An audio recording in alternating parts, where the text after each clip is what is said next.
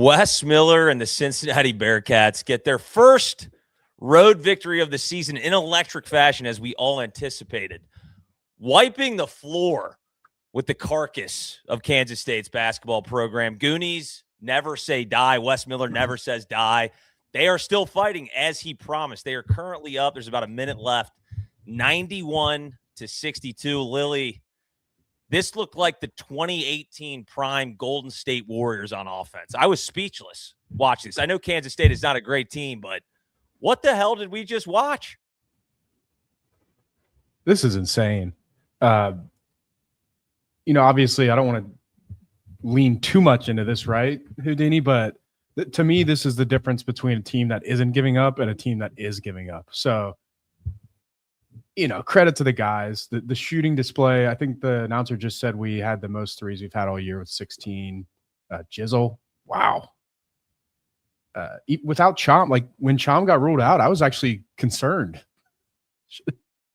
Am I the idiot? I mean, it was a 2.5-point spread. Like, we do this quite a bit, and Kansas State is certainly bad. Let's make that very clear. But if you run through the games that they've played, they usually play teams like UC very tight. It's been a couple possessions games. They get blown out by the Arizonas of the world, right? They haven't been blown out like this unless they're playing an elite basketball team. So I don't care what you say. What we've seen this season has been atrocious.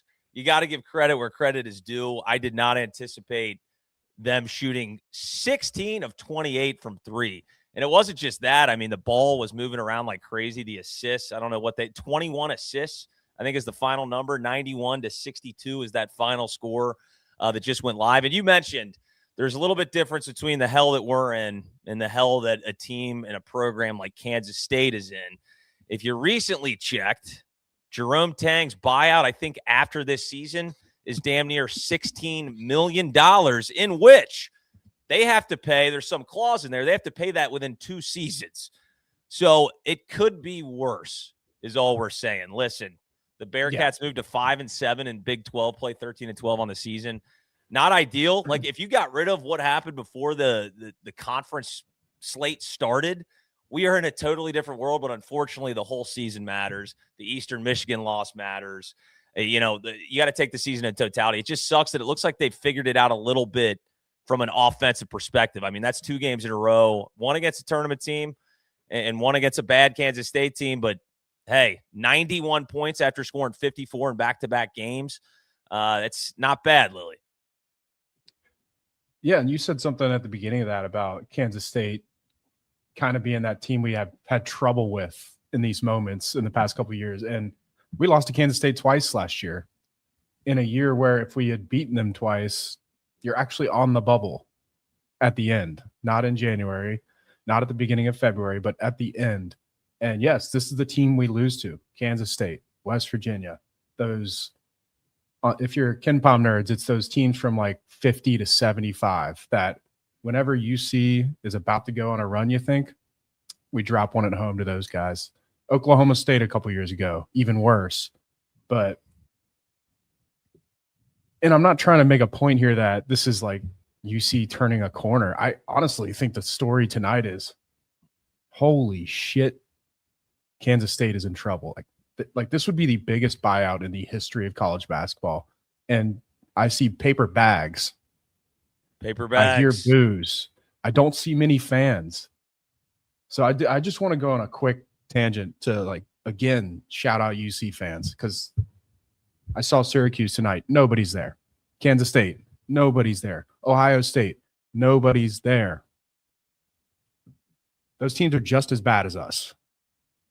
Some are a little better, some are a little worse. But our fans are showing up. We're still getting some boos. We have threats of paper bags. Like these things are still happening.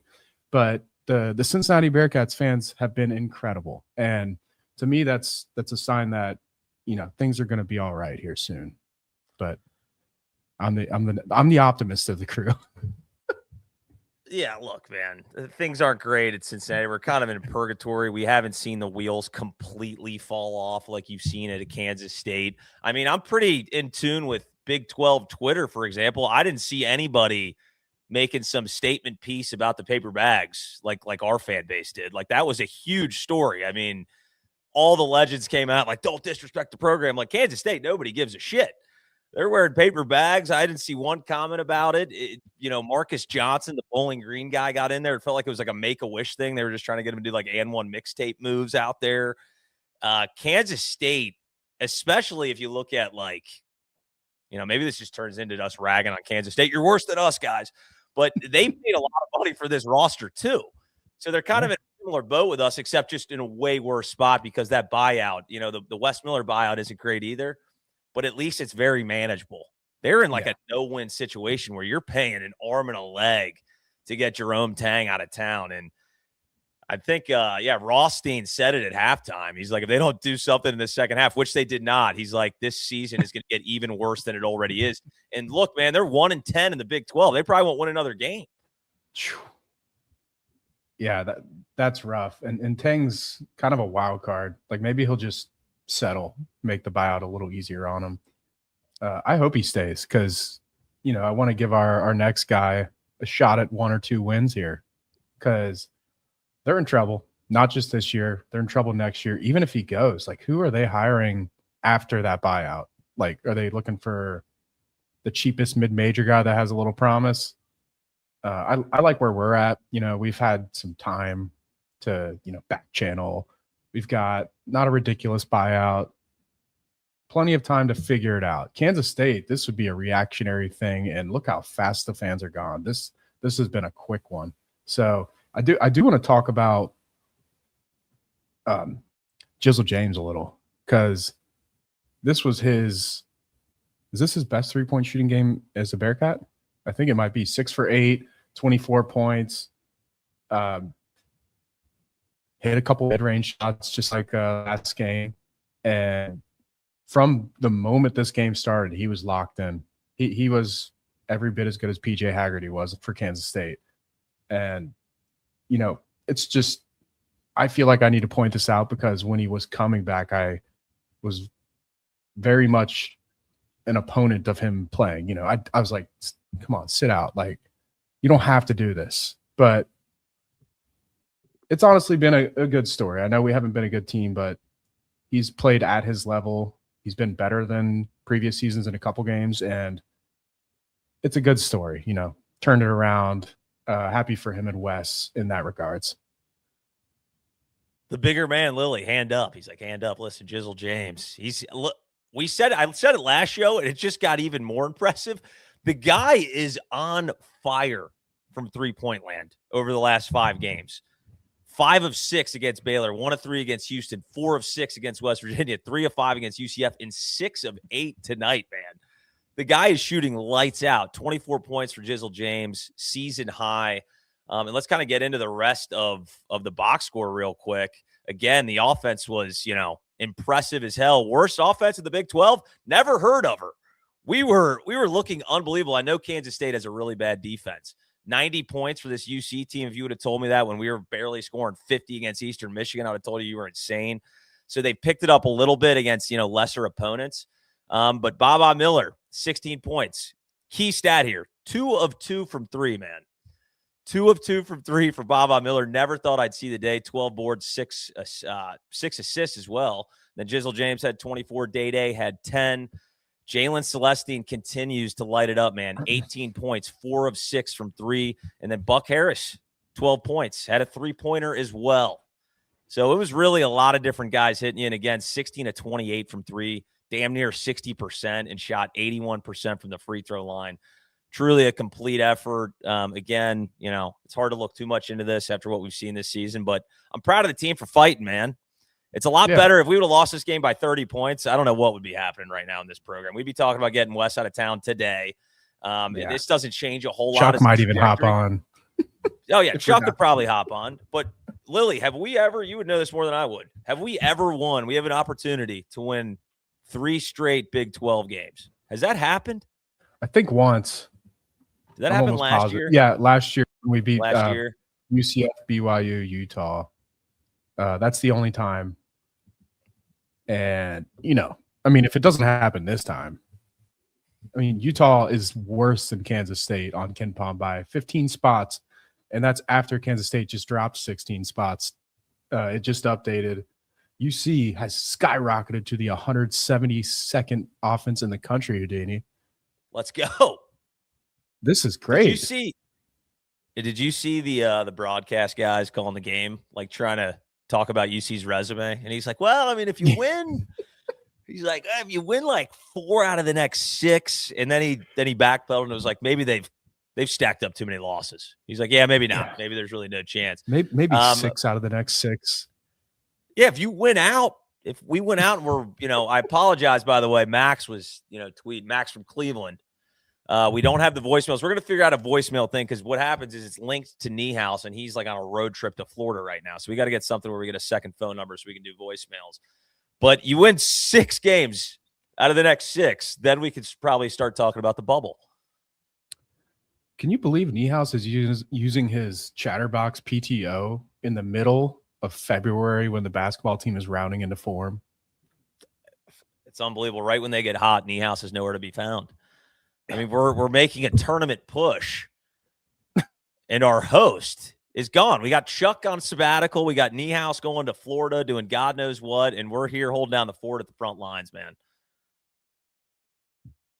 You know what? Next man in. We did the same thing as the basketball team tonight is what we're doing right now.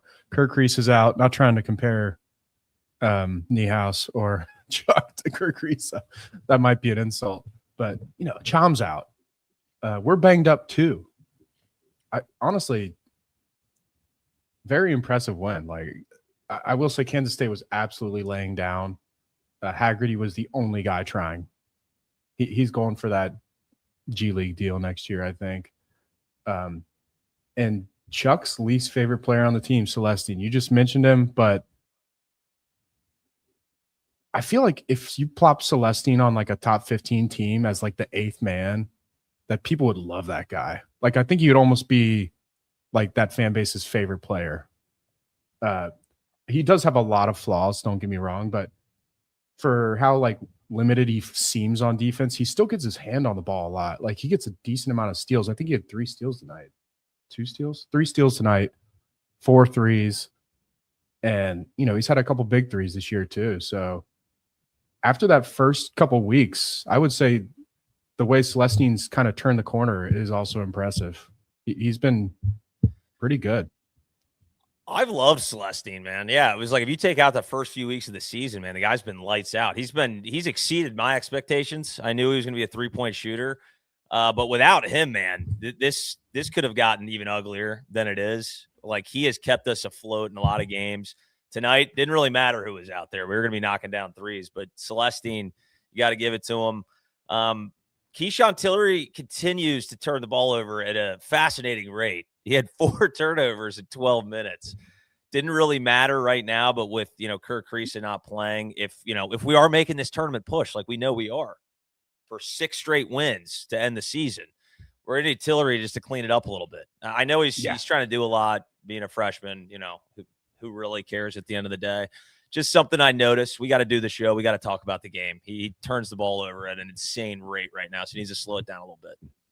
Yeah, it's good that he's getting some minutes, and he showed some flashes too, but not shocked to see him get a little careless in a blowout win because he was careless in close games too. So I thought Sincere Harris had a really good game, but the usual antics were up for sure.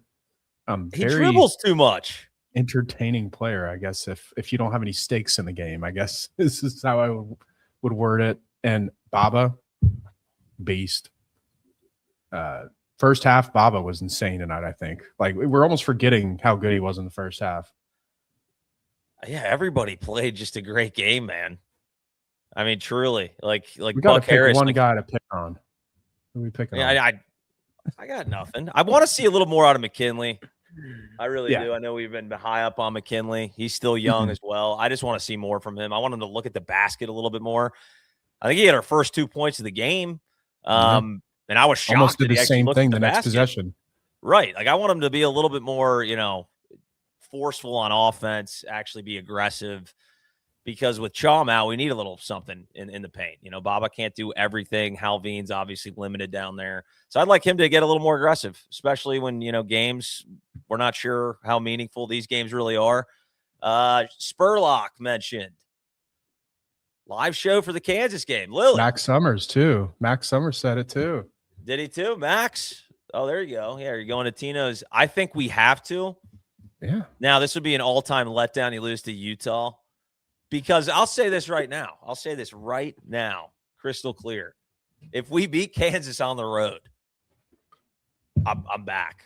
I'm creeping back into just somehow this is a destiny team, and we're going to go on a magical run to end the season. So let's put it all on the line at Martino's. Wait for a Martino's miracle.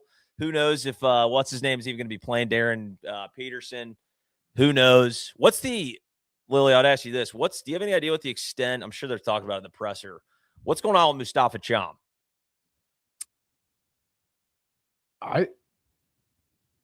You say Darren Peterson there right before you ask that question. Is that what sparked in your head? Yes. I've seen that a couple times. Is he doing this NIL thing where he's like, I'm not playing? Because he looks fine. Yeah, I don't know. Because, if he is, shout out to him to just coming back and just beating the shit out of UCF. Like, you know what? I'm not feeling too hot right now. I don't want to risk my career, but you know what? I'm coming back and just going to destroy that might be the UCF. Case. Yeah, revenge game. Yeah. So, TBD. If he doesn't play against Utah and then we're heading towards Kansas and he doesn't play again, that's when my alarm bells will start going off. But there's certainly something to watch, right? Like that there is something going on there, because why would you miss a game, come back, play? I thought he played pretty well versus UCF, and then miss the next one. But do you think, we have some elite scouts on this team? Do you think like Wes Miller's watching film? He's like, man, we don't need John versus Kansas State. They fucking suck. Let's just rest them one more game. Yeah. Do you think Sean Abayev's coming back for Utah too? Which Kansas might do that with Darren Peterson against us. Be like, yeah, we don't need him. Which is just so funny that they went and beat the number one team in the country and gave them their first loss without, the consensus number one pick. Yeah, that'd be great. Have Darren Peterson sit out against us, man. I don't want to see him at all. Same with Abayev, but Wes has actually talked about Abayev a little more, saying that he has it's swelling still. So I think the way Wes worded it, I want to say it was like that Jizzel presser that we had before the UCF game. Was that a week ago now? Made it sound like Abayev is a little over a week away. So if he's not even questionable for Sunday, then yeah, I'll start wandering with him for sure. But like Chad brought this up in the Bearcat Journal podcast, the BCJ podcast, about Abayev. It's like he's not just going to sit out. And I agree with Chad on this. And, I don't always agree with Chad. Who does? No. Not I. Think about it. Abayev wants to get paid next year, right? He's very obviously not going to the NBA after this season. It would be ridiculous decision-making on his part to leave. He's not getting drafted.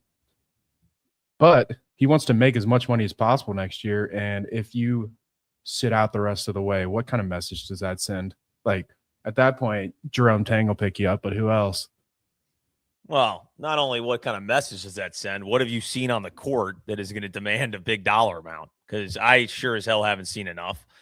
If he really wants to make some money next year, he should get on the court these last, 5 games, 6 games, and put up some numbers that people want to pay for. Because, I mean, like I was saying in the last show, I think a lot of this is tryouts, really, for next season, unless we go on an NC State run that somebody mentioned. You never know. You never know. Like, I would have thought, like, I know, again, hey, you beat UCF. That's a tournament team. You beat a Kansas State team on the road that's, dying as we speak. I really thought after that West Virginia loss, we were just going to rattle down L's, maybe sneak out, a game against Utah. I thought we were literally damn near going to lose out. So you got to give credit to the guys for continuing to play with energy and somehow playing better than earlier. I'm shocked because actually the West tenure, we've actually gotten worse. I actually don't know what's better because at least we had some happiness last season where we thought we were good. And then it kind of all fell off the rails. This season, it was pretty much right away. We knew, hey, this team isn't, what we might have thought it was. And they showed their colors very early. And now they're starting to look a little bit better. So I don't know what to think. Yeah. Credit to them for fight to finish is in our fight song, right? It's something we live by here, right? That's what it is. And, it seems like Cunningham and Wes are on speaking terms, and this is just going to end after the season at this point, guys. I think I feel pretty confident saying that now after this week. A lot of coaches spiral, bottom out, finish last in the conference.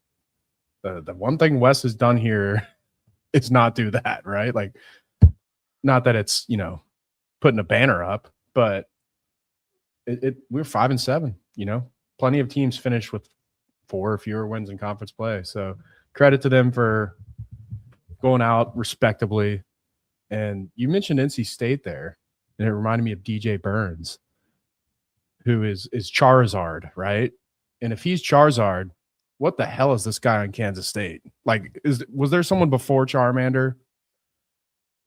You'd have to get Chuck on. He's the Pokemon nerd. I'm like, I have no idea, dude. Bulbasaur.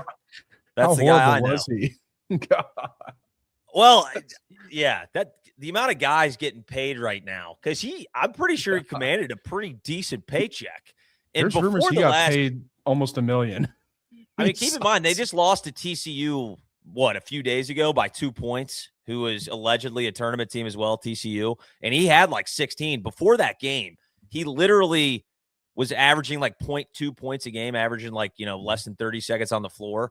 It's crazy. So when you see some guys like, hey, if you look down everybody was super high on, we probably put too much on Sean Abayev, even though we knew we were doing it at the time from a hype perspective. But if you look at the rankings of where he is, there's a couple of guys like Flemings is right above him, but below him, you're seeing guys that are averaging 5 to 6 points a game in power conference teams. So it's not completely crazy that a freshman comes in or a transfer that everybody thought was going to be great from a mid-major specifically. It's pretty common now where guys just clearly don't translate at all. So that's kind of that's why you got guys like Corey Evans hopefully plucking, the real talent that's going to translate into Big 12 play. Yeah, and Tang has never, like that his first year, he nailed it. Hit the transfer lottery, dynamic guards. Ever since then, it's Spider-Man meme with UC. Like if you throw out Tang's first year, him and Wes are, just pointing at each other.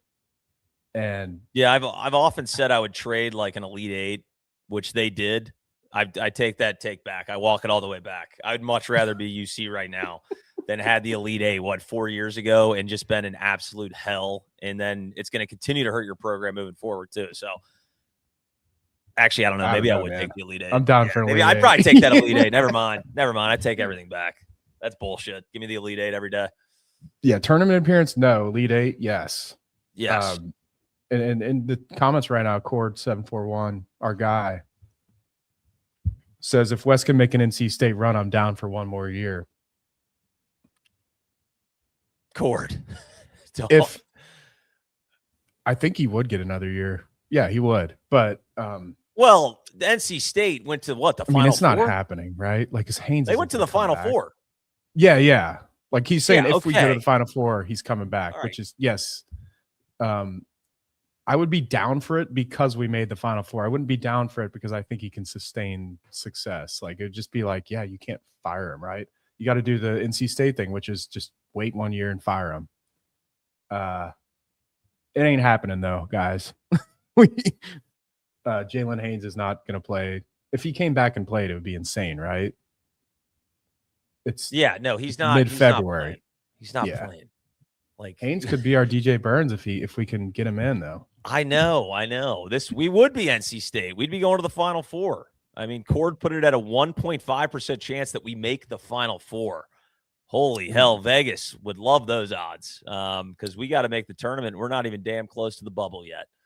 But yeah, again, we won this game. Hell, I don't even have the damn thing updated. 91-62. Put up 53 in the first half. Had 9 threes in the first half. I mean, just an absolute onslaught on offense.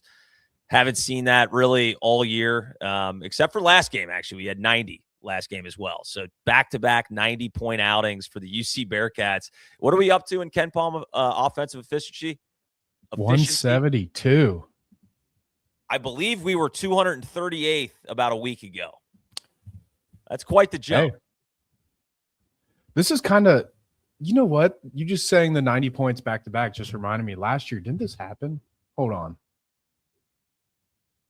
Yeah, the 3-game win streak.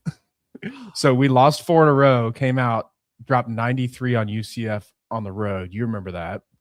Came home, dropped 84 on BYU at home, and then dropped 85 on Utah at home after previously scoring 63, 66, 52. And it was also the same exact dates. This is 1 year ago, February 5th, 8th, and 11th. What is going on? Yeah, we're living in the Matrix, man. We're going to see the same thing again because this schedule gets so brutal to end the season, man. You got at Kansas, number 9 team in the country on the road, at Texas Tech, number 18. You got Oklahoma State, who's a bubble tournament team at home. Then you got BYU, DeBonsa, and then finish up at TCU. I mean, it's an absolute gauntlet. So we're gonna, we're gonna keep hoping we have a miracle run because why not? Life's too short. Let's keep doing it. But they played well tonight, and you got to give them credit. Wes Miller looks like he's gonna finish out the season with the Cincinnati Bearcats, barring something insane. And at this point, it really doesn't matter. I was really saying that, and I think a lot of the fans were saying that because it's just like mutually made sense. Like he doesn't want to go out there and embarrass himself after that presser, after the loss to West Virginia. It seemed like he was mentally not doing very well. The fan base wasn't mentally doing very well. It made sense to amicably split, move on to your next endeavors. But he still got the guys playing, so it looks like he's going to finish out the season. Lil, you got anything else? We've been going for 27 minutes. I got a question for you. And this might be a hard one to answer. So we're going to lose to Kansas. We're going to lose to Texas Tech. Say we win Utah, Oklahoma State, BYU, TCU, and we finish 9-9, which would be Wes's best Big 12 record by 2 games. Mind you, he won 7 games when we played even more games than this. And then we won 7 games the year before that. If we finish 9-9 and we go out respectably, does a part of you like feel bad for Wes with the Jalen Haynes thing and the injuries this year? What injuries? The Jalen Haynes injury? And what? Sean being out for a game or two? Yeah, and John Abaya like not panning out? Baba, like say Haynes plays all year, everybody's healthy. We beat EMU. Maybe we beat West Virginia or Xavier that one time. Do you feel bad? Arizona State? No. Or are you just ready to go? No, absolutely not. I mean, if this was year 4, maybe. I mean, this is year 5. Yeah. We've seen the carousel of different players come in. We got a GM. We've changed everything, minus the head coach, and we can't get it done. And I would argue, like the injury thing, I thought it was pretty limited over Wes's tenure. I do not think that we got decimated with injuries that changed everything. And at the end of the day, you got 5 seasons to figure it out. Even if one season was thrown away with injuries, unfortunately, this was the year. And if you can't beat Eastern Michigan without Baba Miller, that's on the coach. You can't blame your best player being out and losing to Eastern Michigan, who's one of the worst teams in college basketball. So, no, I would not feel bad. He'd get $4.7 million to walk out the door. It would just – the only reason I'd feel bad for him is because the guy, I thought he put everything into it. I don't think he's gotten, more than 4 hours of sleep in the last, 3 years. I really don't. That guy, you could tell how pissed off he is all the time. That's the only reason. It would have nothing to do with, he had bad luck with, rosters and stuff. This is his fault. He knows it. I feel this bad for him, just this much.